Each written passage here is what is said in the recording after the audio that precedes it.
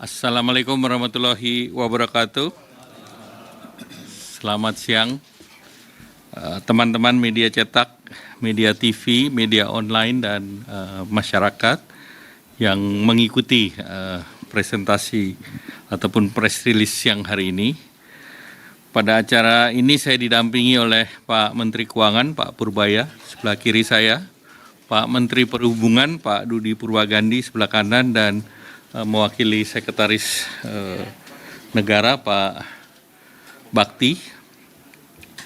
Nah, pada siang hari ini kami menyampaikan tindak lanjut dari arahan Bapak Presiden terkait dengan harga BBM bersubsidi dan kebijakan terkait dengan kenaikan harga aftur global terhadap industri penerbangan nasional. Nah, guna menjaga stabilitas ekonomi dan daya beli, seperti yang sudah diumumkan pada tanggal 31 Maret yang lalu, pemerintah dan Pertamina ini sudah memutuskan untuk tidak menaikkan harga BBM bersubsidi. Jadi sekali lagi, BBM bersubsidi itu adalah Pertalite dan Solar, dan nanti Pak Menteri Keuangan akan menjelaskan selama harga minyak tidak lebih dari 97 secara rata-rata, maka harga BBM ini bisa kita pertahankan sampai bulan Desember tahun ini. Tetapi BBM bersubsidi kan ada dua, yaitu biosolar dan Pertalite. Ini supaya jelas ya. Kemudian selanjutnya, dalam menghadapi perkembangan geopolitik dan geoekonomi secara global, ini terkait dengan harga aftur, ini di berbagai negara sudah menaikkan harga aftur, yaitu di Thailand angkanya di angka 29.518, Filipina 25.326. Dan aftur ini merupakan BBM non-subsidi yang harganya mengikuti perkembangan pasar, dan tentunya kalau kita tidak menyesuaikan, maka berbagai maskapai penerbangan lain bisa memanfaatkan perbedaan harga tersebut. Dan per hari ini kita lihat di Bandara Soekarno-Hatta itu harga aftur per 1 April kemarin sudah sekitar 23 ribuan ya. Nah, ini 23.551 per liter. Nah, kenaikan harga aftur ini tentu mempengaruhi struktur biaya operasional dari maskapai nasional, di mana harga aftur itu berkontribusi terhadap 40% dari biaya operasional pesawat. Dan oleh karena itu, pemerintah mempersiapkan langkah mitigasi strategis agar harga tiket tetap terjangkau di masyarakat. Jadi pemerintah yang kita jaga adalah harga tiketnya. Dan sebagai langkah tersebut, Kementerian Perhubungan atas nama pemerintah menaikkan fuel surcharge. Itu fuel surcharge kemarin sudah naik 10%, sehingga berbasis daripada angka batas atas tarif di tahun 2019. Dan kemudian disesuaikan lagi menjadi 38%, di mana ini sama untuk jet maupun propeller. Sebelumnya jet hanya 10% dan propeller 25%. Sekarang semuanya disesuaikan menjadi 38%. Jadi kalau kenaikan dari segi jet sekitar 28% dan untuk propeller 13%.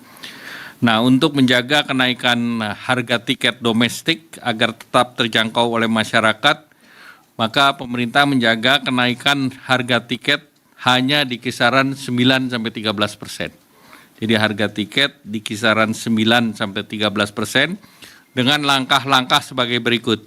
Yang pertama, PPN ditanggung pemerintah, itu 11% untuk tiket angkutan udara niaga berjadwal di dalam negeri, kelas ekonomi. Nah, dengan perhitungan tersebut, jumlah subsidi yang kita berikan oleh pemerintah itu sekitar 1,3 triliun rupiah. Nah, per bulannya. Jadi kalau kita persiapkan untuk 2 bulan, maka ini 2,6 triliun agar harga tiket naiknya maksimum di 9-13%.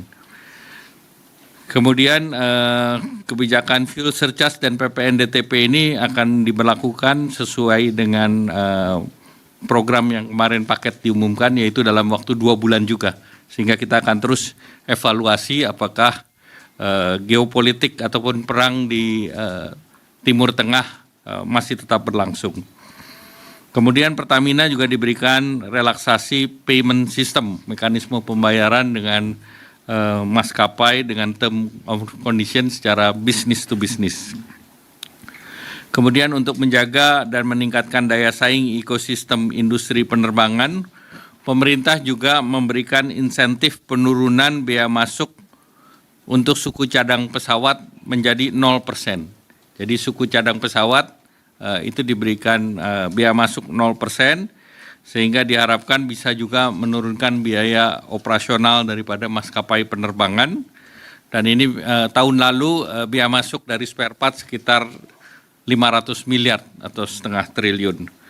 Nah, kebijakan ini diperkirakan untuk memperkuat daya saing industri MRO dengan potensi aktivitas ekonomi bisa meningkat sekitar 700 juta per tahun, dan tentu sampai tentunya bisa mendukung daripada output PDB itu bisa sampai dengan 1,49 miliar dan menciptakan lapangan kerja langsung sekitar 1.000 orang dan yang tidak langsung bisa sampai mendekati 3 kali. Nah, langkah ini ditindaklanjuti dengan penerbitan regulasi teknis dalam hal ini baik dari peraturan Menteri Keuangan dan Kementerian Perindustrian. Nah, seluruh kebijakan ini adalah bagian dari dukungan pemerintah pada kesinambungan industri penerbangan nasional serta menjaga aktivitas ekonomi yang efisien, produktif, dan berdaya tahan. Selanjutnya kami persilakan Pak Menteri Perhubungan.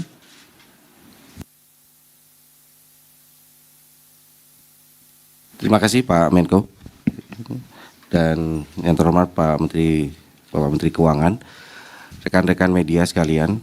Assalamualaikum warahmatullahi wabarakatuh. Selamat siang, salam sejahtera, Om Swastiastu, Namo Buddhaya, salam kebajikan. Menyambung apa yang disampaikan oleh Pak Menko Perekonomian bahwa dengan kondisi yang sedang tidak baik, khususnya berkaitan dengan ekonomi global maupun geopolitik, salah satunya adalah terhadap kenaikan aftur. Dalam menetapkan fuel surcharge, kami telah berkoordinasi dengan seluruh airlines yang beroperasi di Indonesia, khususnya yang domestik, sehingga kami dapat menetapkan bahwa untuk kenaikan fuel surcharge adalah 38%. Kami tidak sepihak dalam menetapkan kenaikan fuel surcharge. Ini adalah dalam bentuk koordinasi dan masukan dari pihak-pihak, khususnya dari pihak airlines. Kemudian kami ingin juga menyampaikan terima kasih kepada Pak Menteri Ekonomi dan juga Menteri Keuangan yang telah berkenan untuk menghapus bea masuk untuk suku cadang pesawat, sehingga kedepannya diharapkan dengan pengurangan atau penghapusan bea masuk suku cadang pesawat maka akan mengurangi beban biaya operasional dari maskapai penerbangan nasional kita. Langkah-langkah yang disampaikan tadi adalah sebagaimana tadi disampaikan juga, kami berharap bahwa kebijakan tadi adalah untuk menjaga keseimbangan antara keberlanjutan industri penerbangan nasional kita dan juga memberikan perlindungan terhadap daya beli masyarakat. Jadi kami berharap ini kebijakan ini dapat dipahami oleh masyarakat dan juga para pelaku industri aviasi atau industri penerbangan. Saya rasa cukup demikian Pak dari kami. Mudah-mudahan kebijakan ini dapat diterima dengan baik oleh masyarakat. Terima kasih Pak. Terima kasih Pak Menteri Perhubungan. Pak Menteri Keuangan, kami persilakan. Terima kasih Pak. Terima kasih. Terima kasih Pak Menko. Mungkin saya pendek aja karena semuanya sudah disampaikan oleh Pak Menko tadi. Jadi informasi dari saya nggak ada yang baru. Hanya saja saya ingin menegaskan bahwa subsidi terhadap BBM bersubsidi itu tidak akan terus diadakan sampai dengan akhir tahun. Jadi waktu kita exercise, saya sudah exercise dengan harga minyak dunia rata-rata $100 per barel sampai akhir tahun, dengan exercise yang lain, pemotongan di sana sini, penghematan di sana sini, kita bisa pastikan defisitnya masih di sekitar 2,9% di sekitar situ. Jadi ingin menegaskan lagi bahwa harga BBM bersubsidi tidak akan naik sampai akhir tahun dan anggaran saya cukup. Kalau kepepet gimana? Misalnya harganya lebih tinggi lagi, saya nggak terkendali misalnya. Selama suplainya ada, kita masih punya bantalan uang sebesar 420 triliun rupiah yang sekarang dalam bentuk sisa anggaran lebih atau SAL. Kalau kepepet itu masih bisa dipakai. Tapi rasanya sih kita ke sana masih jauh karena harga minyak kecil peluangnya bertahan di atas 100 untuk waktu yang berkepanjangan. Kalau kita lihat politiknya di Amerika Serikat seperti apa. Jadi itu saya ingin tegaskan lagi, masyarakat nggak usah khawatir, nggak usah spekulasi bahwa saya kehabisan uang. Gini-gini uangnya banyak nih, kayak benghar, kaya lah. Jadi uang kita cukup, itu ya. Jadi setiap kebijakan yang diberikan tadi tentu ada konsekuensi biayanya ke kami dan kami sudah hitung cukup. Demikian, Pak. Baik, terima kasih. Teman-teman media ada yang ingin bertanya? Silakan. Silakan, Mas. Terima kasih. Saya Kris Wibisana, Pak, dari Suar. Ingin bertanya, Pak, dengan memotong bea masuk sampai 0% itu apakah ada penurunan dalam penerimaan kepabeanan nantinya dan itu berapa besar dampaknya dari bea masuk suku cadang ini, Pak? Terima kasih. 500 miliar tadi saya sudah 500 sampaikan. miliar, Pak. 500 miliar. Ya. Baik, ada lagi? Silakan depan. Ibu. Baju putih. Selamat sore Pak, saya Eva dari Harian Kompas. Yang pertama untuk Pak Menhub, Pak, harga aftur yang sudah naik lebih dari 70% memang fuel surcharge akhirnya disesuaikan. Tapi kira-kira sejauh apa pemerintah mempertimbangkan akan menaikkan harga TBA, Pak? Mengingat Inaka sudah minta ini dari jauh-jauh hari. Fuel surcharge kan berdasarkan TBA juga Pak yang sudah ditetapkan sejak 2019, sedangkan harga minyak berfluktuasi terus. Nah kemudian Pak untuk Pak Pur, soal realisasi belanja awal tahun yang melonjak 31,4%, belanja mana yang paling dominan mendorong kenaikan Pak? Kemudian apakah ada risiko penurunan kualitas belanja karena percepatan? Kemudian terakhir untuk Pak Erlangga, setelah ada tambahan likuiditas ke Bank BUMN, apakah sudah terlihat peningkatan kredit ke sektor produktif, bukan konsumsi? Terima kasih. Silakan Pak Menhub. Baik, terima kasih Mbak Eva. Sebagaimana tadi saya sampaikan bahwa penetapan fuel surcharge berdasarkan hasil pembicaraan kami dengan airlines. Kalau dari airlines sebenarnya minta naiknya sampai kurang lebih sampai 50%. Tapi setelah kami bicara, kemudian kami gali masing-masing pos biaya mereka, maka kami pada kesimpulan bahwa 38% ini adalah angka yang cukup ideal, bahwa industri penerbangan kita tidak akan terpukul terlalu drastis, kemudian juga daya beli masyarakat juga masih bisa menjangkau. Jadi berkaitan dengan TBA memang salah satu komponen adalah aftur dan juga kurs, kemudian juga ada biaya maintenance. Nah, sebagaimana tadi disampaikan bahwa dengan pemberlakuan pemberlakuan bea masuk untuk suku cadang atau spare part diharapkan in the long run dalam jangka menengah itu akan mengurangi juga biaya-biaya yang dikeluarkan oleh airlines. Jadi berkaitan dengan TBA kita sepakat bahwa untuk menunda pembicaraan TBA yang kita lakukan terlebih dahulu bagaimana kita menyesuaikan harga tiket berdasarkan kenaikan harga aftur yang terjadi di global market. Tapi kita juga di satu sisi juga harus menjaga daya beli masyarakat agar masih bisa mengakses transportasi publik khususnya penerbangan dengan harga yang terjangkau. Demikian Pak, terima kasih. Itu kan defisitnya membesar, kenapa? Di awal tahun karena kita percepat belanja pemerintah. Saya ingin ciptakan di mana belanja pemerintah hampir merata pertumbuhannya sepanjang tahun. Jangan sampai kayak tahun-tahun sebelumnya numpuk di akhir tahun sehingga dampak ke ekonominya tidak optimal. Jadi defisit yang besar itu adalah konsekuensi logis dari kebijakan kita. Yang mana yang paling besar ya Anda tahu ada berapa, sebetulnya hampir merata, tapi yang menonjol ya BGN lah karena memang anggarannya besar. Itu untuk kualitasnya ke depan akan seperti apa? Ya kita akan monitor terus dari waktu ke waktu. Jadi saya akan lihat kalau belanjanya yang ngawur-ngawuran kan pasti ada tuh. Nanti kita kasih peringatan ke kementerian lembaga terkait, dan kalau akan diteruskan kita bisa kasih peringatan bahwa yang ini nggak akan saya bayar. Saya bisa begitu rupanya. Dan sudah kita lakukan di tahun 2025 kemarin sehingga belanja lebih terkontrol. Kalau Anda lihat dari defisit APBN, kan waktu itu kita umumkan di 2,91% ya tahun 2025. Ternyata ada indikasi sekarang defisitnya lebih bagus dari segitu. Mungkin di kisaran 2,8%, sekarang lagi diaudit oleh BPK, tapi kelihatannya ke sana. Jadi kondisi anggaran yang kita tidak seburuk yang kita duga sebelumnya. Dan yang paling penting adalah dengan defisit yang masih terjaga pada waktu itu, kita bisa menciptakan pembalikan arah ekonomi. Kan di triwulan keempat tumbuhnya 5,39. Sekarang katanya bisa lebih dari itu, mudah-mudahan lebih di atas 5,5%. Kalau lihat angka-angka yang ada di perekonomian, sepertinya bisa di atas 5,5%.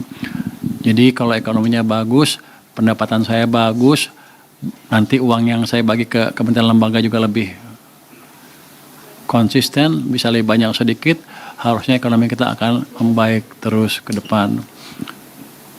Kenapa bisa begitu? Karena kita jaga private sector untuk tumbuh lebih baik. Jadi Anda jangan lihat ekonomi cuman pemerintah aja. 90%-nya private sector, dan kami dengan Pak Bakti sudah memastikan kondisi investasi berjalan dengan baik dengan tim debottlenecking yang kita jalankan dengan Pak Menko juga supaya iklim berinvestasi di sini lebih bagus lagi.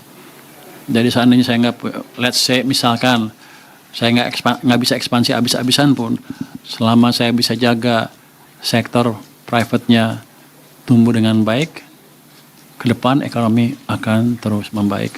Kita mungkin pada saya. Baik, terima kasih tadi terkait dengan kenaikan surcharge tadi sudah dijelaskan Pak Menhub. Namun saya juga ingin menambahkan bahwa baseline-nya itu untuk yang pesawat jet 10% ya, dan propeller 25%, sehingga efektif kenaikannya untuk jet itu 28% dan propeller 13% ya Pak Menhub.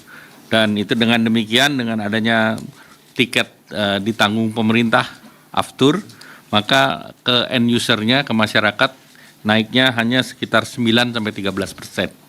Jadi kenaikannya hanya 9-13%. Kemudian dengan likuiditas di perbankan lebih baik dari Pak Menteri Keuangan, kita berharap nanti kredit di sektor swasta akan naik lagi ke double digit. Ya, terima kasih. Masih ada lagi terakhir. Satu di kanan, satu di kiri. Ya. Yang megang mic ya lebih berkuasa. Oke. Terima kasih Pak Erlangga, saya Asri Gunawan dari Kompas TV. Pak, tadi kan pemerintah sudah menetapkan bahwa BBM subsidi dipastikan tidak akan naik sampai dengan akhir Desember 2026. Lalu bagaimana dengan BBM non subsidi? Demikian, terima kasih. Ya, itu masih dikaji. Jadi nanti pada waktu pengkajian selesai nanti pasti juga akan disampaikan ke publik. Silakan. Ya Pak, saya Reza dari Nike ingin melanjutkan pertanyaan tadi. Kan tadi BBM non subsidi. Untuk BBM subsidi sendiri kan kemarin sempat disebutkan bahwa ada pembatasan pembelian 50 liter. Dan waktu itu di pagi harinya ada surat dari BPH Migas yang mendetailkan itu dah. Mekanismenya nanti pembatasan akan seperti apa Pak? Kan hanya disebutkan 50 liter dalam satu hari untuk kendaraan pribadi. Nah, tapi di surat BPH Migas itu lebih detail. Boleh dijelaskan nggak Pak? Detailnya bakal seperti apa? Ya, di situ ada penjelasan lebih detail berapa untuk truk, berapa yang lain. Tapi secara umum 50 liter itu yang untuk Pertalite dan untuk solar, biosolar. Tetap mengacu ke edaran atau surat yang ada? Berdasarkan mengacu itu, dan itu akan berlaku untuk 2 bulan. Oh, baik Pak, Ya. terima kasih Pak. Ya, masih.